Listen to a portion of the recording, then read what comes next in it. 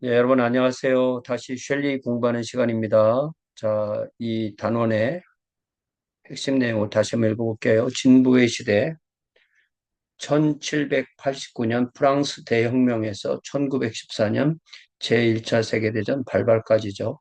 과학이 기독교 신자에게 새로운 의문을 던졌듯이 프랑스 혁명은 일반인을 위한 새로운 희망을 제공했다.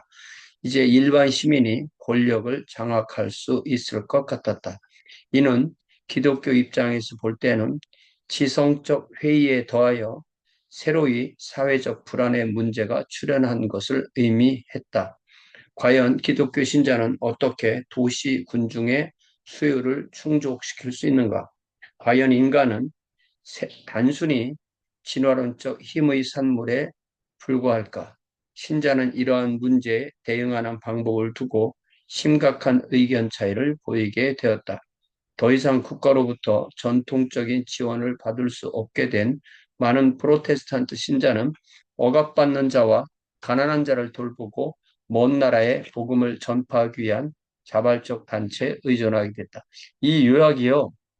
처음에 읽을 때는 이게 무슨 말이요? 그러다가 이게 과가 계속 진행될수록 조금씩 더 이해가 됩니다. 자, 오늘 할 것은 39장 한 국가의 운명, 미국인데요. 미국이 독립하고 나서부터 특별히 1800년대부터 1차 세계대전이 일어나기 전까지 주로 서부 개척 시대를 다룹니다. 기독교 아메리카, 한 국가의 운명, 기독교 아메리카, 더 데스티니 오브 네이션, 크리스찬 아메리카. 예. 이것이 이제 전체 구조가 어떻게 되냐면 우리가 36장에서 가톨릭 교회, 특별히 가장 보수화했던 가톨릭 교회, 37장에서 19세기 영국의 복음주의, 그리고 40장에서 지금 38장에서 개신교, 선교, 그리고 39장에서 기독교 아메리카 지금 우리가 할 거고요. 40장에서 개신교 자유주의, 41장에서 사회 위기에 대한 거 하는데 지금 이 39장 기독교 아메리카 한 국가의 운명에서는 네 개의 챕터로 네 개의 절로 이루어집니다. 미 서부의 도전, The Challenge of the American West. 우리가 아메리칸 웨스트 하면은 지금은 저 캘리포니아 같은 생각하잖아요. 이건 그게 아닙니다.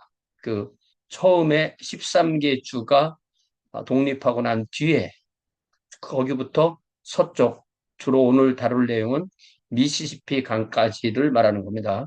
자, 그때 활약했던 유명한 부흥사, 불꽃 같은 제임스 맥그리디, The Inflammable 제임스 맥그리디, 그다음에 노예들 속의 기독교, Christianity Among the Slaves에서 흑인 노예 문제, 그리고 남북전쟁, 시빌 워까지 다루고요. 그리고 복음주의 미국을 흔든 문화 충격, 그 시절 때 어떤 cultural shocks가 있었나, for evangelical America, 이렇게 네 개를 공부하게 됩니다. 자, 이사야 66장 8절에 보면은 세상이 하루에 이루어지겠느냐, 또는 한 국가가 순식간에 생겨나겠느냐, 라는 말씀이 있는데요. 이사야에게 주신 하나님의 이 질문은 특히 막 태어난 젊은 국가인 미 합중국을 위해 적당한 것으로 보이고 있었다. 그래서 이 구절을 라이먼 비처 목사님이 인용해서 설교를 했는데 그 설교의 제목이 A Plea for the 웨스트인데 이게 서양을 위한 간구가 아니고 오늘 이 전체 내용이 서부에 되는 거, 서부에 관한 얘기 때문에 서부라고 번역하는 게 맞겠습니다. 여기 보면 이 어떻게 한 목사님이 장로교 목사도 되고 회중교 목사도 되는가, 이거 제가 몰랐던 건데 이걸 찾아보니까 이 1803년인가에 장로교회와 회중교회가 둘이 워낙 신학이 비슷하니까 서로 협약을 맺어서 목회자를 서로 이렇게 공유하고 강단을 개방하기로 그렇게 협약을 맺었습니다. 그래서 이분은 원래 회중교 목사였었는데 장로교에 가서도 이렇게 설교를 했다. 이렇게 우리가 이해를 하면 좋겠습니다. 자, 비천은 미국 황야, 그러니까 서부에 거대한 제국이 새로이 일어나고 있다고 확신했습니다. 따라서 일체의 전통과 문화가 새로운 국면을 맞고 있었습니다. 그런 기독교 신자들이 이러한 기회와 시기를 놓치면 안 된다고 주장했습니다. 국가의 종교적, 정치적 운명을 기독교적으로 형성해야 한다는 것. 그러니까 이 비처 목사님은 훨씬 더 이 크리스덤, 크리스텐덤적 아이디어를 가지고 있었고, 청교도적 사상을 가지고 있었고, 미국이란 나라가 기독교 국가가 돼야 된다 이런 생각이 가득 차 있던 사람입니다. 그는 이를 위하여 복음을 전파하고 성경을 배포하고 교회를 개척하고 학교를 세우고 미국인의 도덕을 개혁할 것을 촉구합니다. 청교도였던 비처. 원래 역사에서 엄밀한 의미의 청교도는 영국 성공의 안에서 그 교회를 개혁하는 사람만 불렀단 말인데 그 의미가 확장되어서 이렇게 그들과 비슷한 멘탈리티의 신앙을 가지고 있을 때 청교도라고 부릅니다. 청교도였던 비처는 자유로운 사회를 위해서는 정당한 법률이 필요하며 민주주의 아래서는 공의로운 법이 기독교 영향을 받은 많은 이의 지지를 받아야 한다고 알고 있었다. 그러니까 여기 나오는 중요한 말들이 자유로운 사회, 정당한 법률, 민주주의, 공의로운 법, 기독교 이런 것들을 다 합해서 한 나라를 만들겠다. 한 사회를 구성하겠다. 이런 생각하고 있는 것입니다. 비처는 여러 계통 신자들의 의견을 대변하고 있는 것입니다. 침례교, 장로교, 감리교, 성공회, 회중파. 성공회란 말 쓰면 안 돼요. 여기는 감독교라고 써야 됩니다. 이게 이 감독교라고 번역을 안 하고 성공회라고 번역을 하면은 성공회는 영국에 있는 거잖아요. 네. 이거를 성공회라고 번역하면 안 되고 왜냐하면 이게 이 성공회는 이 미국 독립전쟁 때 독립을 반대해서 그 다음부터 성공회란 말을 자기들이 쓰길 싫어했어요. 그 뒤부터 자기들의 교파를 감독교라고 그렇게 바꾸게 됩니다. 그래서 에피스코팔리안이라는 이 단어를 우리가 이 성공회 이렇게 번역하면 저는 안 된다고 믿고 있습니다. 네, 여기 원서를 좀 대조를 해보면요. 음, 어떻게 되어 있냐면 여기 원서 39장 404페이지 보면 음, Preacher spoke for a host of evangelical Christians, Baptists, Methodists, Congregationalists, Presbyterians, and Episcopalians 되어 있잖아요. 에피스코팔리안을 성공회라고 번역하면 안 됩니다. 이런 감독교 이렇게 번역해야 돼요. 저희가 아무 생각 없이 이렇게 써놨지만은 좀 바꿉니다.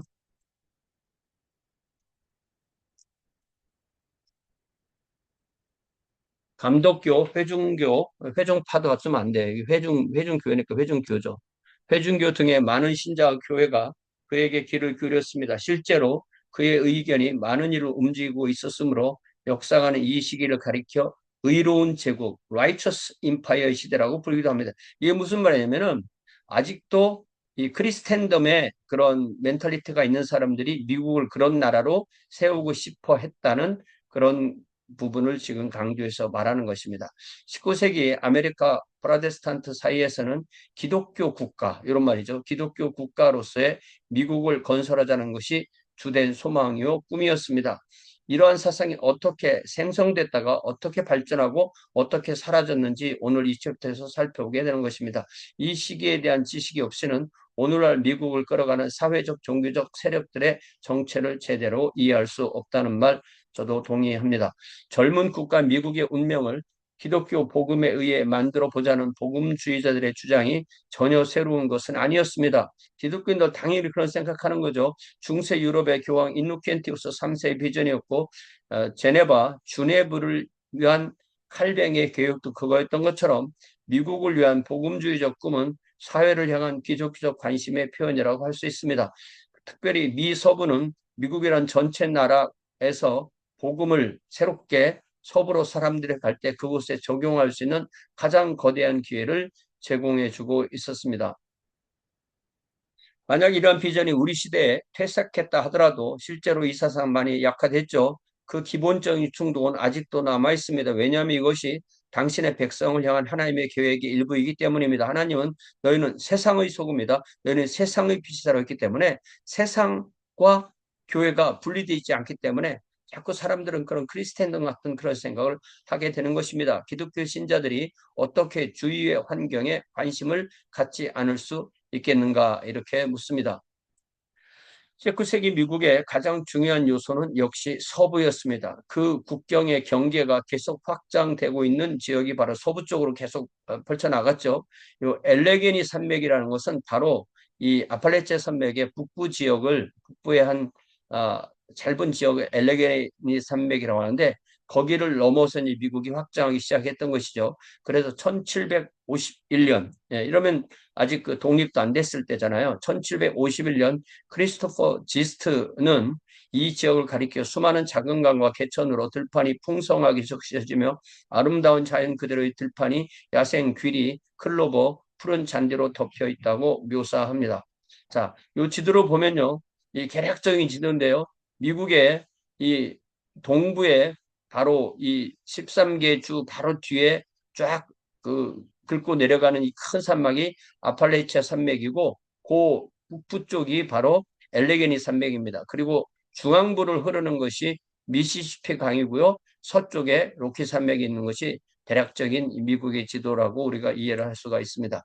자, 혁명 전쟁 후, 그러니까 독립 전쟁 후 1776년부터 83년까지 너무나 많은 미국인이 서부로 이주하였으므로 마치 국토가 기우는 듯한 느낌을 받을 정도였다.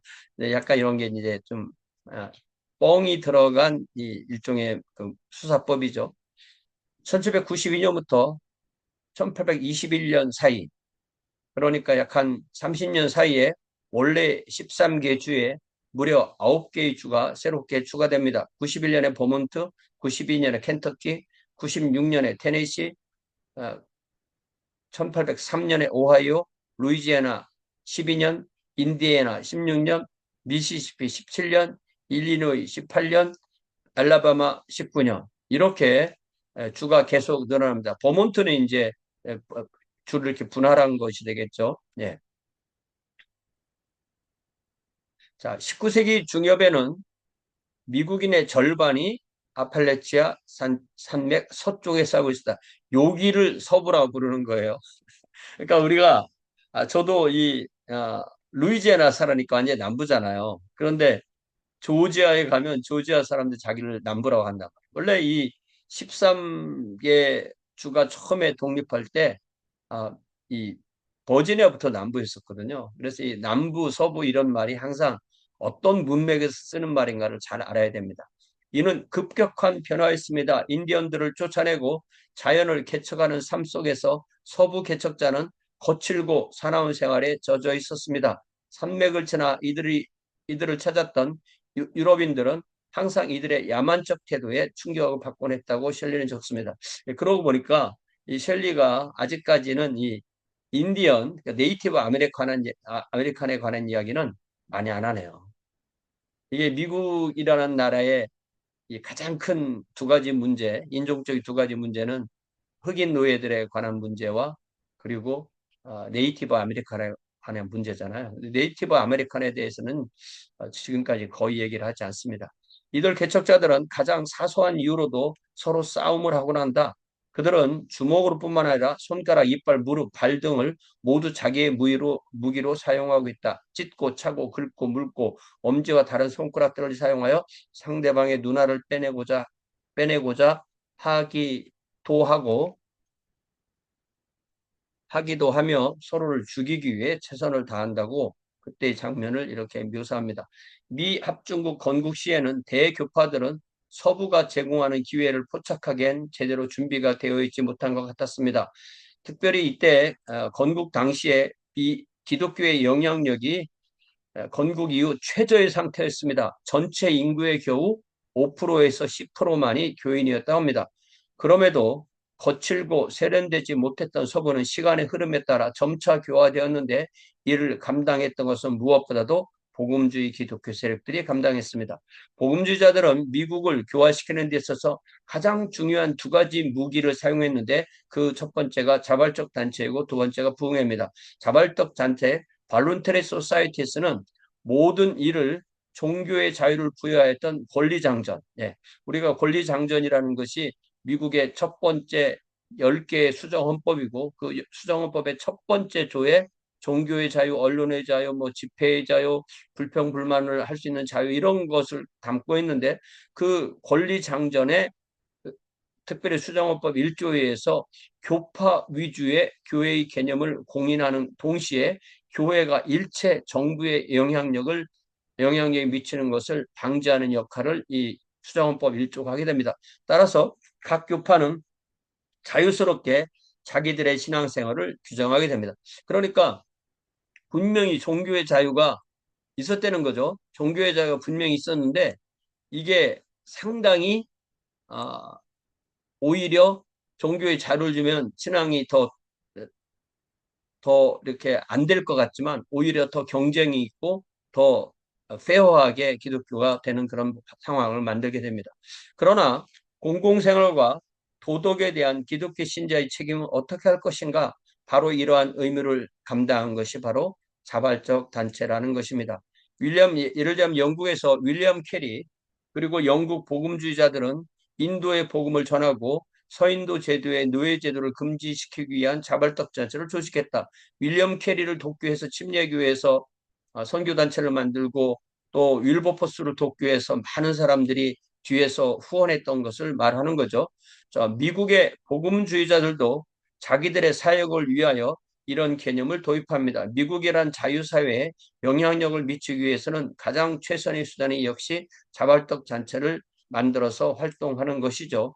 여론을 조성하고 해외 선교와 교육 활동을 지원하며 한창 자라나는 국가를 위한 개혁 사상을 전파하는데 가장 효과적으로 쓰일 수 있었습니다. 자발적 단체를 통하여 여러 교파의 신자가 합심하여 그들의 공동 관심사였던 금주법, 안식일 엄수 문제들에 관하여 힘을 합하게 됩니다.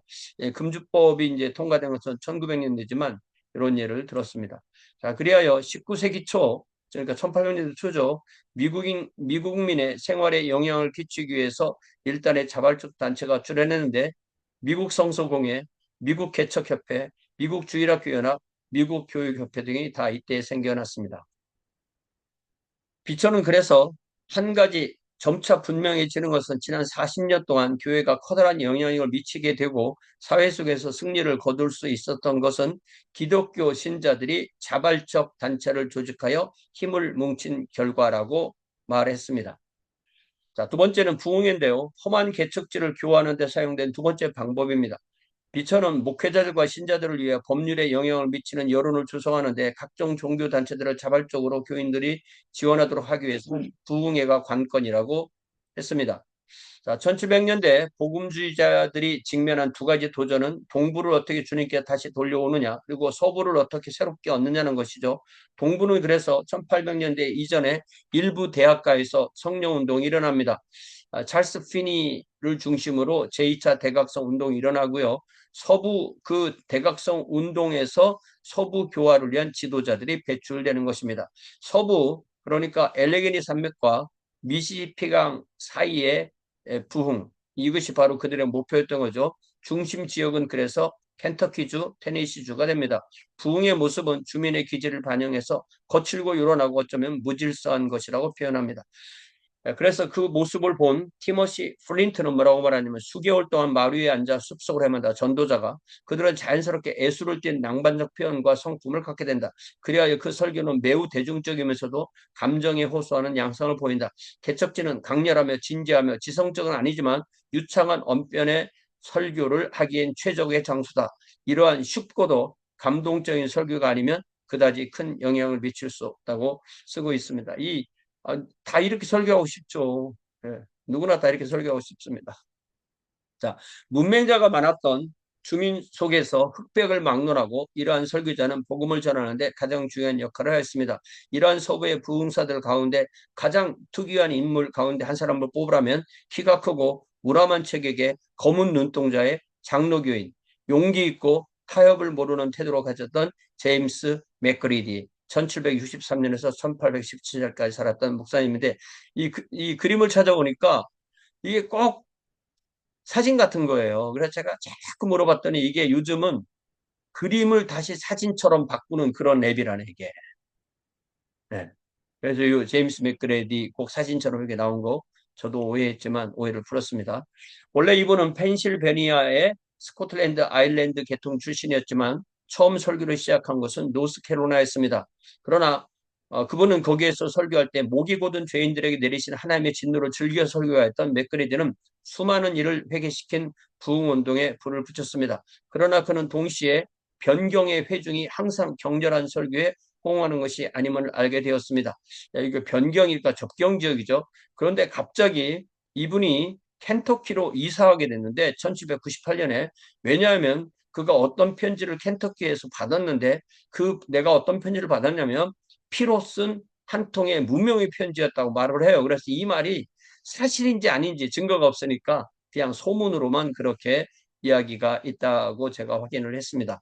자, 켄터키에서 불꽃 같은 맥그리드는 로간 카운티의 레드리버, 게스퍼 리버, 머디 리버라는 이 세 동네에서 주로 이곳에서 설교를 했다고 합니다. 이곳은 말도둑, 무숙자, 살인자가 우글거렸던 강도들의 소굴. 예, 로고스 하버는 이게 하버가 항구이지만 여기서 하버를 항구라고 번역하면 안 되죠. 이거는 강도들의 항구가 아니라 강도들의 소굴이라고 번역해야만 왜냐하면은 그 사람들이 항구에만 있는 게 아니고 이 하버라는 의미는 그들이 이렇게 어, 짱 박혀 있는 엄침한 그런 곳을 의미하는 것입니다. 그러나 이 무법자들이 놀랍게도 맥그리드가 묘사하는 지옥과 천국의 묘사로 가득 찬 설교에 열렬한 반응을 보이게 됩니다. 그래서 1800년 7월에 맥그리드는 자신의 오순절을 경험했다. 이게 무슨 말이냐면 사도 베드로가 사도행전 2장에서 오순절을 경험했잖아요. 이거를 맥그리디와 오순절 뭐라고 번역했더라. 이게 번역이라는 것은 비평하기는 쉽지만 하기는 어려운 거거든 원래요. 그래서 저도 이제 비평자 입장이니까 이렇게 말을 하지만 그래도 이렇게 번역하면 안 되죠. 이거 뭐라고 번역했더라? 뭐라고 번역했더라? 1800년 7월 맥그리드와 그의 오순절은 미국 역사의 방향을 바꿔놓았다. 이게 좀 무슨 말인지 모르잖아요. 이렇게 되면. 근데 이게 그 영어에는 분명히 어, 그가 오순절을 경험했다라고 돼 있어요. 그래서 이거를 그 동사를 빼먹으니까 더 이게 그 의미가 잘 전달이 안 됩니다. In July 1800, MacReady had his Pentecost. had라는 이 동사를 빼먹어 쓰는 거예요. 이게 뭐냐면 그러니까 베드로와 요한과 사도들이 사도행전 2장에서 오순절을 경험한 것처럼 맥그리드 자신이 전도자로서 오순절을 경험한 해가 1800년 7월이라는 겁니다. 그러면서 그것이 미국의 역사를 바꾸는 부흥회였다는 거예요. 레드리버에서 부흥회를 한 후에 다음 성찬 예배 부흥회를 게스퍼 리베에서 갖겠다고 광고를 하고 이러한 소문이 돌자 수많은 개척자가 말과 마차를 타고 혹은 걸어서 성령의 강림을 고대하며 게스퍼 리버로 모여들었다. 어떤 이들은 100마일 밖에서 오기도 했다. 수많은 가족은 며칠을 머물며 하나님의 손이 역사하시는 것을 보려고 천막과 휴대신양, 돼지고기 절인 거, 절크라고 하죠. 그러니까 이게 포크 절킨 거예요. 비프 저키도 있었겠지만 포크 절키, 옥수수빵, 훈제, 닭고기 등을 싸들고 왔다는 것입니다. 이 게스퍼 리버 집회가 미국 역사상 최초의 야영 집회, 캠프 미팅이에요. 이게 텐트 미팅이 아닙니다.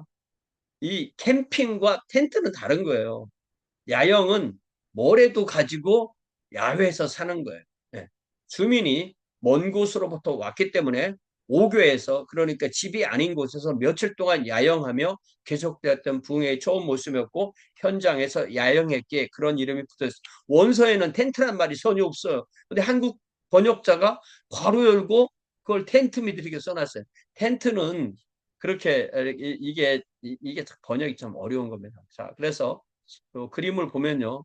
자, 이렇게 되는 겁니다. 여기 중앙에 설교자가 있고요. 무수히 많은 사람들이 모여 있는데 설교 듣는 사람보다 안 듣는 사람이 더 많죠. 이때 그림이 많은데 뭐 한쪽에서는 싸우고 한쪽에 술 마시고 한쪽에서는 뭐 투전 벌이고 그런 그림도 있어요. 이 그림은 칼라로 다시 이렇게 해서 아마 그때 칼라로 나온 거겠지만 좀 더 선명하게 한 것 같아요. 그래서 제가 이걸 대표로 하나를 가지고 왔습니다. 뒤에 있는 게 그 캠핑하는 것입니다. 그래서 이거를 이 영어로 캠프와 텐트는 분명히 어감이 다르고 텐트 미팅이란 말을 잘 안 쓴답니다. 그러니까 우리가 이런 것도 좀 예민하게 알고 있으면 좋을 것 같아요. 자, 이런 면에서 맥그리드는 독특한 운동을 일으킨 인물인데 그 거의 200년 동안 이런 부흥회와 야영 집회가 계속 이어집니다. 세월이 흐르며 설교의 열기는 식어가기도 했지만 이는 불가피한 현상입니다. 왜냐하면 인간은 불로만 살 수 없으니까 뭐 불도 필요하지만 물도 필요한 거니까 저는 불파가 아니라 물파입니다. 자, 그래서 런 유명한 부흥사들을 예를 들자면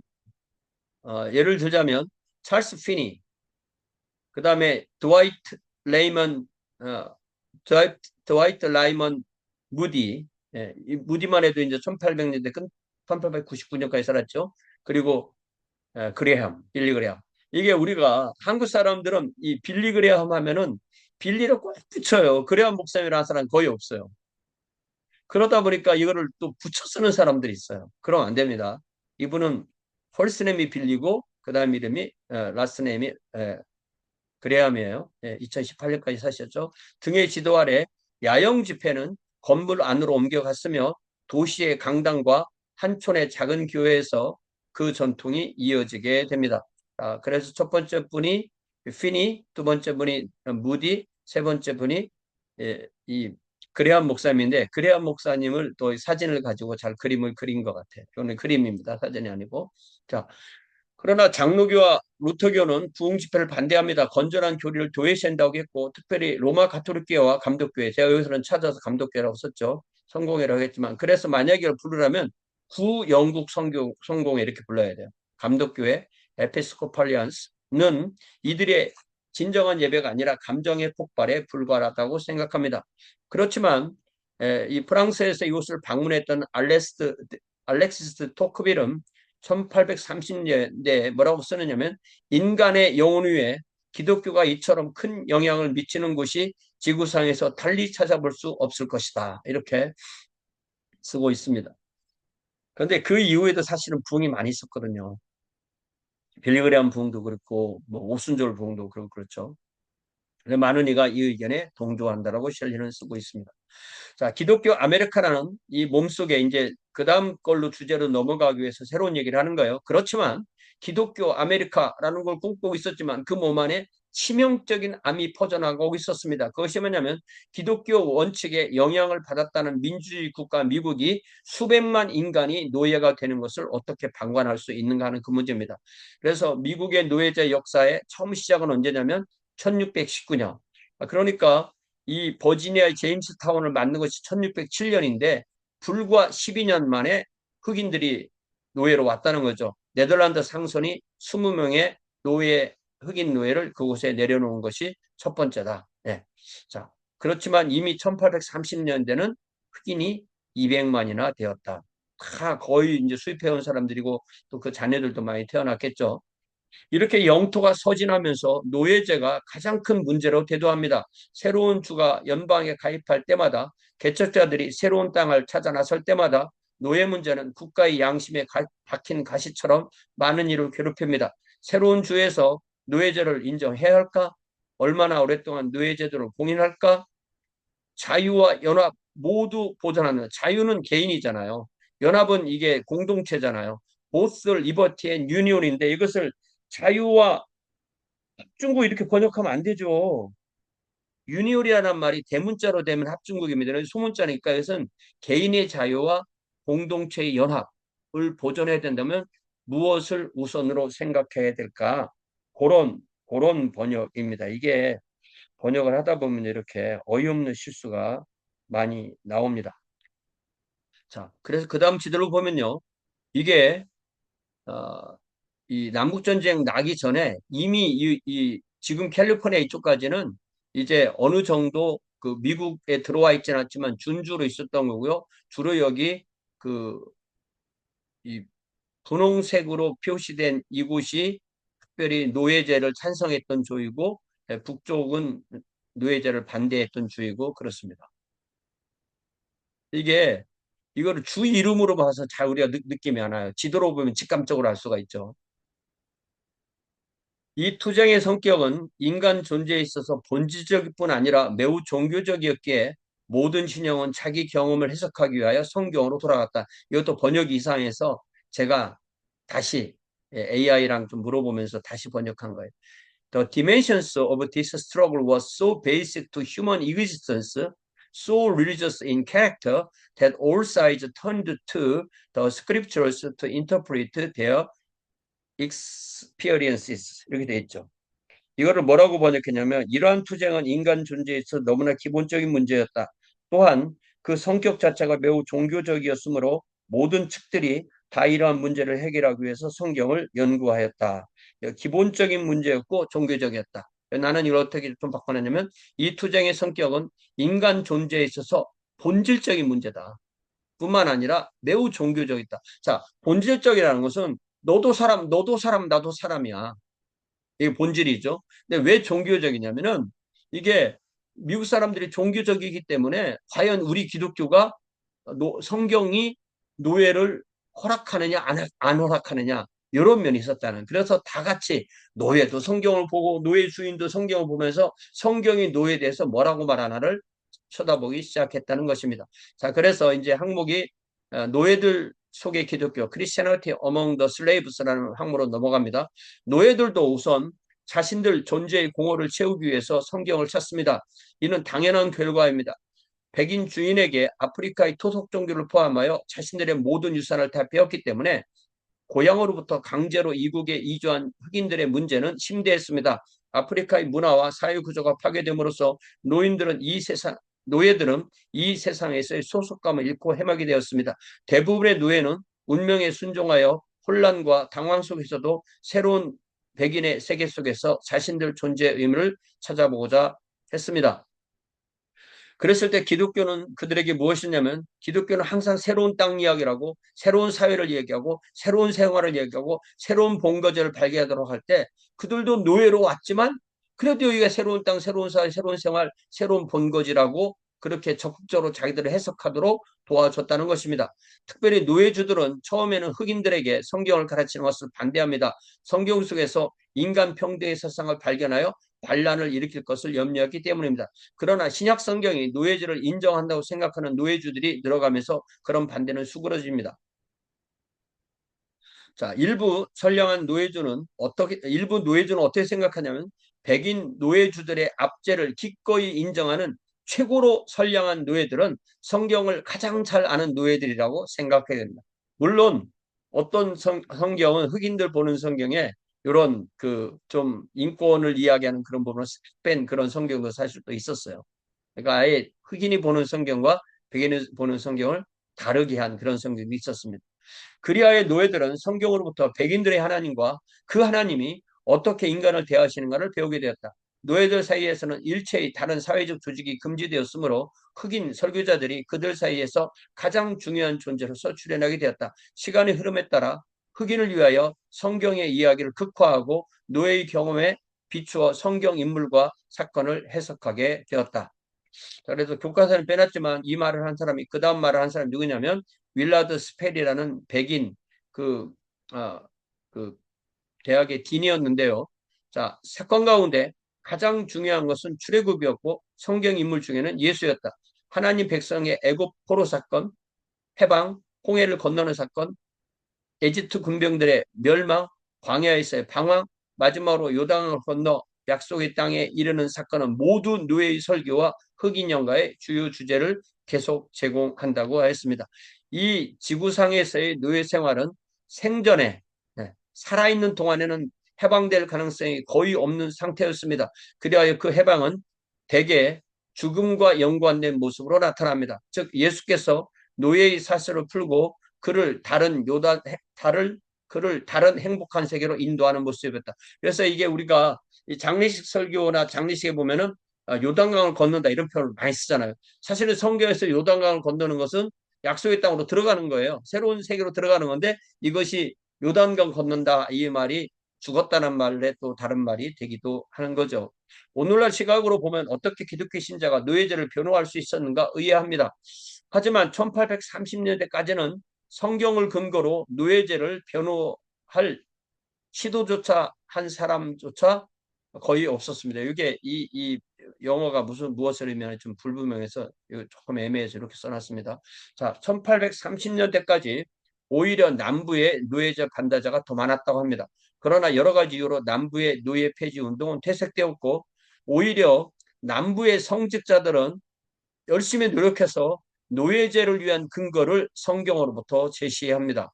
그 대표적인 예가 성경은 율법도 그렇고 성경에 나오는 사건들을 보면 노예들이 늘 있었던 것이잖아요. 그래서 그것을 주장했던 대표적인 목사님이 사우스 캐롤라이나 침례교회 지도자이고 나중에 남침례교, 북침례교가 나뉠 때 남침례교 첫 번째 총회장을 했던 리처드 포먼인데요. 이분은 1755년부터 1825년까지 예, 이게 맞나? 1825년? 아닌 것 같은데. 예. 어쨌든 왜냐하면은 리차드 포먼이 이분이 첫 번째 총회장이라면 1845년 이쯤 돼야 되는데 좀 제가 좀 헷갈려요. 이건 좀 이상합니다. 제 기억이 안 맞을 수도 있고요. 자, 이분이 뭐라고 얘기하냐면 구약의 이스라엘인들은 노예를 매매하거나 소유할 수 있었죠. 특별히 이방인이 노예가 되면은 가문 대대로 노예가 되는 거예요. 그리고 유대인이 노예가 될 때도 자기가 이 7년 만에 풀려나지 않는다고 할 때 귀의 구멍을 뚫어서 내가 영원히 주인의 노예가 되겠다. 이런 일이 있었던 거예요. 특별히 레위기 25장 46절 찾아볼까요? 레위기 25장 46절 같은 데 이런 노예에 대한 규정이 나오니까 어떤 말씀인지도 제가 써놓고 그냥 지나가면 여러분이 안 찾아볼 것 같으니까 제가 한번 찾아쓰겠습니다. 레위기 25장 46절 너희는 그들을 너희 후손에게 기업으로 주어 소유가 되게 할 것이라. 이방인 중에서는 너희가 영원한 종은 삼으려니와 너희 동족 이스라엘 자손은 너희가 피차 엄하게 부리지 말지니라. 분명히 이방인 출신과 동족 출신을 구별했고 미국 사람들이 동족을 노예로 삼은 것은 아니니까 특별히 이방인 케이스를 여기에 적용하기 좋았겠죠. 신약의 사도들은 노예 해방을 명령하지 않았습니다. 그래서 사도 바울은 노예 있으면 노예로 있고 또 자유인이 될 수 있으면 자유인 되고 굳이 노예를 벗어나라고 열심히 그렇게 격려하지 않았다는 거죠. 그렇기 때문에 성경의 근거로 노예주의 의무는 공의롭고 평등하게 그들을 대우하고 그들을 협박하지 말고 그들도 역시 하늘의 주인이 계심을 기억하라는 의무와 책임을 지고 있을 뿐이라고 포만은 얘기했다는 것이 이런 논리를 제공했다는 거죠. 그래서 이 남부 지역은 특히 면화 왕국이라고 불렸고 이 면화를 농사를 지려면 땅이 얼마나 많이 넓게 있느냐보다 더 중요한 것이 노예를 얼마나 많이 가지고 있냐는 게 중요한 거예요. 왜냐하면 이 면화가 필 때, 면화꽃이 딱 피고 그게 이제 면화꽃이 떨어지고 면화 그 열매가 맺혀서 그것이 탁 터졌을 때 하얀 솜으로 바꿔 나왔을 때 그걸 얼마나 빨리 따느냐. 왜냐하면 그게 제때 안 따면 다 떨어지거든요. 그렇기 때문에 그 얼마나 빨리 따느냐 그 순간에 일할 그 노예의 수가 가장 중요한 거거든요. 그래서 이 면화를 생산하는 게 주업이었기 때문에 이 노예가 없이는 할 수가 없었던 거예요. 여기서는 산업이 그렇기 때문에 특별히 복음주의 교회와 신자들이 중요한 그런 위치를 차지하면서 이런 논리를 제공했다는 것입니다. 그래서 그들은 북부와 서방 세계로부터 점차 유리되었다, 고립되었다는 거죠. 유리 상태는 자기들의 입장을 강하게 변화하는 모습으로 나타났고 결국 남들이 그것에 대해서 뭐라고 할까봐 신경 과민 상태에 빠지게 됩니다. 영국인 자매로서 해리엇 마르티뉴라는 분이 1830년대 남부를 방문한 후에 노예 제도 아래 사는 이들은 일종의 마술적 울타리가 쳐진 느낌이다. 이 문제에 대한 모든 생각이나 행동에 일종의 순환 논법을 제시하고 있는 듯하다. 이러한 울타리를 초월하게 생각하는 안목을 가진 이들의 숫자는 매우 적다. 아, 우리는 성경에서 이걸 인정했어. 우리는 살려면 노예가 필요해. 우리는 하나님의 뜻대로 하는 거야. 계속 이 생각 안에서 몇 명 돌았다는 것이죠. 남부인은 이러한 울타리 건너에 오직 위협과 불안만을 발견하게 됩니다. 자, 그렇지만 북부는 노예제 대항에 있어서 복음주의자의 의식을 고양시키게 되는데 그 대표적인 사람이 찰스 피니의 부흥설교에 있었습니다. 그분은 오버린 대학의 총장이었으면서 그 대학을 중심으로 강력한 반노예주의 운동의 물결을 일으킵니다. 내가 1995년에 35살 때, 한국 나이로 34살 때, 만 나이로 34살 때 미국에 왔더니 내 언어학교의 선생님이 내가 이런 얘기를 하니까 나를 불러다가 야 그러면 남부 놈들은 다 나쁜 놈이고 북부 놈들은 다 좋은 놈이겠냐? 야, 이 바보야. 북부가 공장을 새로 짓고 그 일꾼들을 뽑아가려고 흑인 해방을 주장했던 거야. 그런 말을 해주더라고요. 그 말도 일부는 진실이겠죠. 우리가 그런 말을 그렇게 말을 한다는 거, 그리고 그것이 일부 역사적 진실이라는 것도 잊어서는 안 되겠습니다. 자, 이때 유명한 책을 쓴 분이 바로 테오드로 웰드인데요. 이분이 The Bible Against Slavery, 성경의 반노예적 입장, 37년에, 그리고 Slavery as It Is, 노예제의 실상, 39년에 이런 책을 썼습니다. 이 책에 큰 영향을 받은 사람이 바로 그 유명한 톰 아저씨의 오두막, 엉클 톰스 케빈. 예. 이걸 오두막집 그러면 안 돼요. 오두막입니다. 케빈, 오두막. 예. 자, 해리 비처 스토우는 바로 아까 말했던 그 비처 목사님의 딸이고요. 이분이 그 아까 말했던 요 웰드의 노예제의 실상을 늘 가슴에 품고 살았다고 그래요. 요걸 읽고 큰 감명을 받아서 자기도 책을 썼는데 소설 형식의 이 톰 아저씨의 오두막 엉클 톰스 케빈을 쓰게 된 거죠. 이때가 1852년입니다. 이분 굉장히 오래 살았어요. 1811년부터 96년까지. 그분이 이 책에서 말하고 싶었던 내용은 기독교인들이요. 그대들은 그리스도의 왕국 도래를 위해 기도할 때마다 이에 대한 예언이 그의 구속받은 백성들의 해와 복수의 날을 연관시키고 있음을 알고 있는가? 이건 어떤 귀절을 말하는 거겠어요? 이것은 요한계시록 7장에 있는 그 말씀을 말하는 거 아니겠어요? 이럴 때 또 한번 읽어줘야죠. 자, 요한계시록 6장.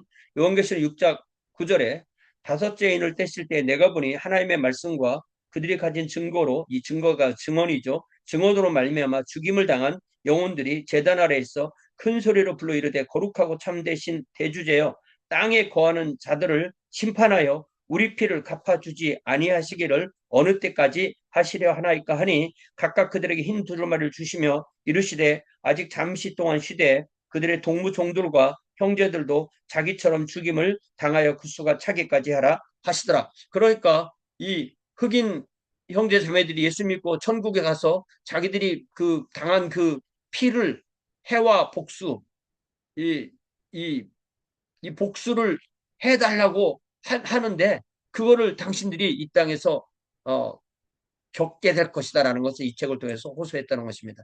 이분이 이 좀 젊은 시절 때 사진이고요. 그것이 초판의 표지입니다. 엉클 톰스 케빈 라이프 어몽 더 로울리. 아주 노예라고 안 하고 로울리 이렇게 표현했죠. 하나님의 계획에서 중요한 역할을 감당해야 될 미국은 인간 역사의 종말을 향해 가는 길목에서 그 죄를 용서받아야 합니다. 노예자라는 죄입니다. 단지 남부만의 죄가 아니고 국가 전체가 이 죄의 책임에 있습니다. 국가 전체가 그래서 책임져야 됩니다. 사함의 작업도 역시 국가 전체가 져야 하는 것입니다. 그래야 스토브에는 그 소설 속에서 국가의 영혼을 청결히 하여 정치체자 전체에 대한 하나님의 무서운 심판을 피해보자 하는 국가의 양심에 호소하는 셈이었다라고 해석합니다. 자, 이 상황에서 남북전쟁이 일어나게 되는 거죠. 남북전쟁은 우리가 보통 남북전쟁이라고 번역하지만 미국 사람들은 11워, 동란이라고 그렇게 표현합니다. 그러니까 우리도 한국의 그 남북전쟁도 남북전쟁 하지만 사실은 그것도 미국 사람들은 코리안 11워 이렇게 부르잖아요. 동란이라면 11워라는 말은 동란이라고 보통 번역합니다. 같은 나라 안에서 이루는 전쟁이죠. 1861년 4월 15일에서 65년 5월 9일 약 4년 동안 한 거죠. 양측 모두 같은 상징을 사용합니다. 성경도 하나이고 천국도 하나이고 지옥도 하나이고 그리스도도 한 분이시고 구원도 한결인데 그러나 이러한 상징이 정반대 입장을 정당화하기 위해 사용됩니다. 과연 어떻게 남부와 북부에 하나님이 서로 반대되는 진영 편 모두를 들 수 있겠는가? 어떻게 남부의 노예제를 인정하는 동시에 북부의 노예 폐지를 인정할 수 있겠는가? 하나님이 니들은 노예제 해라.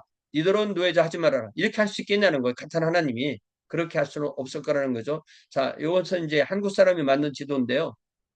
그러니까 이 1861년에 이미 이 서부 여기에 이, 노, 이 노란색, 짙은 노란색으로 칠해놓은 이 부분이 준주예요. 아직 이런 게 있었지만 주로 인정받지 못했던 것이고, 여기 북쪽 부로 분홍색으로 표현한 데가 노예 찬성, 남쪽이 노예 반대, 남쪽이 노예 찬성 이렇게 되어 있는 거죠. 그 가운데 부분은 그렇게 사선으로 표현한 데는 여기도 노예를 찬성했던, 예, 이런 것을 볼 수가 있습니다.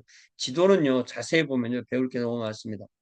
자, 이 상황에서 등장한 사람이 바로 에이브럼 링컨 대통령인데요. 이분은 1809년에 태어나서 61년에 3월 4일에 초선에 대해서 초임을 하고요. 65년 3월 4일에 재임이 되고 3월 4일에 재임을 했는데 4월 15일이니까 불과 한 달 열흘 만에 부스에 총을 맞고 그 다음날 새벽에 서거하게 됩니다. 이분이 자기의 사명처럼 갖고 있던 것이 양측을 화해시켜야 될 책임을 지고 있던 인물입니다. 이분은 복음주의 문화 속에서 성장했고요. 이분은 평생 어떠한 교회에도 가입한 적이 없었다는 것입니다. 어떠한 특정한 교파의 교리도 신봉하지 않았습니다. 그럼에도 그는 늘 성경을, 예, 그러니까 그는 이 백악관을 성경과 기도의 자리로 만들었다는 거잖아요. 그의 말과 사상은 성경에 의해 형성되는 것입니다. 그 누구도 한 국가를 위한 하나님의 뜻이 무엇인지는 확실히 알 수 없다는 것을 알고 있어도 이것은 무슨 얘기냐면 이거는 하나님 뜻이야 이렇게 얘기할수록 자기 뜻을 얘기할 가능성이 크다고 말하는 것입니다. 남북전쟁으로 파괴된 이제 복음주의 미국을 흔든 문화 충격 이야기를 합니다. 남북전쟁으로 파괴된 남부연맹 수도 애틀란타 거리가 다 복구되기도 전에 전통적 복음주의 신조의 진리 여부에 의문을 던지는 일련의 문화 충격이 발생합니다. 첫 번째 충격은 찰스 다윈의 종의 기원입니다. The Origin of Species 1859년에 나왔고요. 셸리는 금세기의 가장 중요한 저술 중에 하나라고 말합니다. 이것이 복음주의자들에게 왜 도전이 됐냐면 단지 진화를 통해 물질과 에너지가 점차 단순한 상태에서 복잡한 상태로 변화하는 것뿐이라면 하나님 창조한 게 아니라면 그렇다면 성경에 나오는 창조하고 섭리하시는 하나님에 대한 전통적인 기독교 신앙은 어떻게 되는 것일까? 만약 다윈의 이론이 옳은 것이라면 어떻게 성경이 옳다고 할 수 있을까라는 그런 챌린지를 받을 수밖에 없었던 것이죠. 자, 두 번째는 산업화와 도시화, 하룻밤 사이에 촌락이, 야, 이런 오타가 아무리 봐도 안 보이는데 꼭 읽으려면 보입니다. 촌락이 도시로 변모합니다. 왜냐하면 이민 때문에 독일에서 노르웨이에서 이탈리아에서 유럽 각국으로부터 이민이 들어옵니다. 그러나 그들은 전통적 미국 개신교 신자들이 성경과 국가를 보는 관점과는 전혀 다른 의견을 가지고 들어오기 때문에 이것도 충격이 되었다는 거죠. 간단히 이렇게 설명을 넘어갑니다. 세 번째는 성경의 고등비평이죠. 하이어 크리티시즘. 많은 신학 교수와 대학 교수가 유럽 유수의 대학에서 학위를 받고 돌아옵니다. 미국 고등교육기관과 대교파에서 이제 비평학적 관점이 우세를 차지하기 시작합니다. 자, 예를 들자면 이런 거예요. 모세오경도 모세가 쓴 게 아니고 여러 문서가 합해진 거고 예수 자신도 하나님의 아들이 성취한 게 아니라 약간은 정신이 이상했다, 환상가였다. 이런 식의 말들을 교수나 뭐 목사님들 한다고 할 때 교회들이 받은 충격을 상상해봐라. 저는 그런 거 안 믿습니다. 저는 이런 말 하나도 안 믿습니다. 저는 신학교 다닐 때도 이런 거 안 믿었어요. 자, 그래서 이러한 충격은 서양 문화가 세속 사상과 행동으로 옮겨가는 것을 의미합니다. 기독교인은 새로운 도전에 어떻게 대응할 것인가를 두고 서로 다른 반응을 보입니다. 자, 그랬을 때 복음주의 교파는 주로 두 가지 경향으로 대별되는데 첫 번째는 이러한 변화는 하나님이 주신 축복이니 포용하자. 또 하나는 성경 메시지에 대한 위협으로 간주하고 이에 대해서 저항하게 됩니다. 자, 그랬을 때 이런 것을 좀 다르게 또 표현한 분이 시카고 디비니티 스쿨의 말틴 마티. 제가 공부할 때도 이분 책을 가지고 공부했는데 이분이 보니까 금년에 돌아가셨어요. 예. 야, 이 정보가 얼마나 요즘 빠른지 이분이 돌아가셨겠지 하고 봤더니 금년에 돌아가시더라고요. 자, 이분은 어떻게 개신교들을 어떻게 나눴냐면 퍼블릭 프라데스탄스, 프라이빗 프라데스탄스 이렇게 나눈 거예요. 그래서 이 사람들은 기독교도 소셜 크리스티애니티, 복음도 소셜 가스펠, 또 이 봉사도 소셜 서비스 이런 걸 강조하는 사람들은 이런 개념이 많은 거예요. 이런 데서 나온 것이 당연히 공공신학 이런 게 나왔겠죠. 그러나 복음주의 기독교는 프라이빗 프라테스탄트를 주장했다는 거죠. 이분들이 집요하게 얘기한 것은 개인 구원을 강조하는 것입니다. 자, 그래서 이런 사회 기독교 지도자들은 새로운 산업 사회가 불러온 인간의 폐해를 보고 깊은 우려를 하면서 만약에 구약의 예언자와 예수께서 이런 비극과 착취를 보았다면 단지 개인 구원만 외치고 있었을까? 아니겠죠. 선한 사마리안이라면 그냥 지나쳤을까? 아니겠죠. 단순한 내세의 행복이 아니라 이생의 삶의 변화도 목표하는 것이 이런 소셜 크리스티애니티를 강조하는 사람들이란 말입니다. 그러나 프라이빗 크리스티애니티를 강조하는 사람은 아직도 부흥의 전통을 유지하고 개인 구원에 에너지를 총투자합니다. 그렇게 둘 다 이거 극단인 거예요. 왜냐하면 이분들은 개인의 심령이 심정이라고 해서는 심정 내지는 심령 개인의 마음이 하나님이 보시기에 바르다면 경제적 사회적 문제는 스스로 해결되리라 생각하기 때문이다. 그렇게 됩니까? 그렇게 되지 않죠. 예. 그래서 라이놀드 리버가 쓴 그 유명한 책이 인간 개인은 선하지만 인간들이 모이면 악해진다 이 말을 한 거예요. 교회도 모이면 악해질 수가 있다는 우리가 잊어서는 안 되는 것입니다. 자, 남북전쟁 이후 가장 중요한 도시 사회 부흥사가 바로 드와이트 무디인데요. 그와 같은 설교자들의 가장 큰 임무는 그리스도를 위해 영혼을 구원하며 그들에게 재림을 대비하도록 하는 것. 그러면 현실의 삶이 없는 거잖아요. 결국 비처가 꿈꿨던 기독교 미국은 급격히 사라지고 있는 것입니다. 특별히 천년왕국주의자들은 남북 전쟁으로 인한 서로의 증오를 보고 또 파업과 경제 파탄을 보고 도시 사회에서 형성된 이러한 새로운 분위기를 보면서 이런 천년왕국주의자들의 희망이 많이 퇴색되었다는 것입니다. 더욱이 북부에서 점차 복음주의자들은 이런 천년왕국과 같은 미래에 대한 신앙은 회의를 갖고 오히려 내 안에 속 사람을 잘 가꾸자는 것에 몰입하게 된다고 저는 이 본문을 이해했습니다. Speculation about the future. 이게 그러니까 내가 죽기 전까지 어떻게 살아갈까 이 얘기가 아니라 죽음 이후의 미래에 대해서 생각하는 거 이제 그만하겠다 나는. 예. 그런 대신 차라리 to the cultivation 무엇을 가꾸냐면 of the inner life 내 속 사람을 잘 배양하겠다. 이런 식으로 북부 그리스도인들은 북부에 있는 복음주의자들이 자기들의 견해를 바꿨다는 그런 뜻입니다. 그래서 이 남북 전쟁부터 1차 세계대전 사이에 한 50년 정도의 특성을 드러내는 두 글로서 셸리가 이 챕터를 마치는데요. 첫 번째 인용한 사람은 예일대 총장이며 목사인 테오드로 울지가 1873년에 복음주의 연맹에서 한 연설에서 그렇다면 과연 어떤 의미에서 이 나라가 기독교 국가인가? 그래서 이 비처가 원했던 그런 기독교 국가는 아닌 거예요. 어, 그런데 기독교 국가인 거예요. 기독교가 미국의 국교가 아니잖아요. 그렇지만 왜 기독교 국가냐? 대부분 인구가 그리스도와 복음을 신봉한다. 지금도 미국은 50%가 넘습니다. 예. 기독교의 영향력이 보편적으로 퍼져 있다. 이것도 맞는 말이죠. 우리 문명과 지적 문화가 바로 이런 기초 위에 근거한다는 면에서 미국은 기독교 국가다. 이게 놀랍게도 1873년에 한 말인데 지금도 이래요. 지금도 이게 있습니다. 그런데 동시에 이 울지가 이 말을 하고 50년, 51년 정도 지났을 때 이 평론가인 H.L. 맥케는 뭐라고 말하면 크리스텐덤이란 뭐냐? 아마도 다음과 같이 묘사될 수 있다. 누군가가 공공석상에서 일어나 엄숙하게 자기가 I'm a Christian 이렇게 말을 하면 듣는 모든 청중은 다 웃음을 터뜨리는 것이 기독교권이다. 이거는 그럼 이제 기독교가 아닌 거죠. 그래서 이렇게 또 비웃는 사람들도 있는 것입니다. 그랬을 때 특별히 비천은 아마도 이 둘 다 인정하지 못하고 자기가 원했던 기독교권을 추구했을 것이다. 이런 말입니다.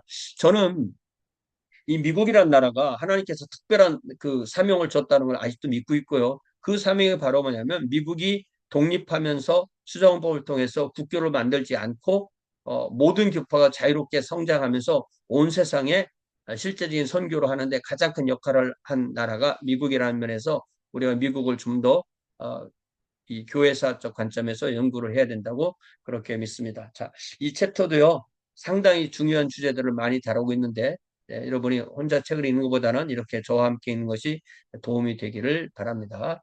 고맙습니다. 그렇죠.